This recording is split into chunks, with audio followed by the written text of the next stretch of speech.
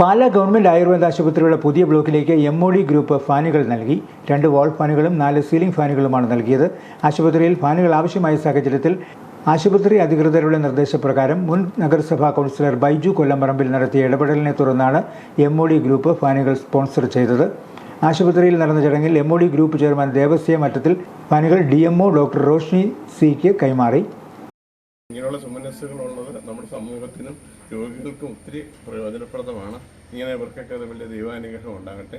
അതുപോലെ തന്നെ എന്നോട് ചോദിക്കാൻ മനസ്സ് കാണിച്ച കാരണം തിരുവനന്തപുരത്തുള്ള ഒരാൾ ഇത്രയും യാത്ര ചെയ്തോടെ ഡ്യൂട്ടി ചെയ്യുന്ന ഒരാൾക്ക് പാലായി വന്ന് ഇങ്ങനെ ചോദിക്കേണ്ട ഒരു ചോദിക്കാനുള്ള മനസ്സുണ്ടാകാൻ വലുത്. അപ്പം നമ്മൾ ഒരു വർഷം അല്ലെ 1.5 വർഷം കഴിയുമ്പം പാലക്കാരെ നിങ്ങൾ ഓർക്ക പോലും കാണത്തില്ല.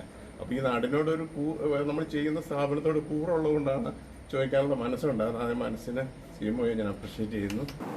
മുൻ നഗരസഭാ councillor Baiju Kollamparambil, standing committee chairman Jiji Baiju Kollamparambil, councillor Shaju V Thuruthan, ward councillor Betty Shaju Thuruthan എന്നിവർ ചടങ്ങിൽ പങ്കെടുത്തു.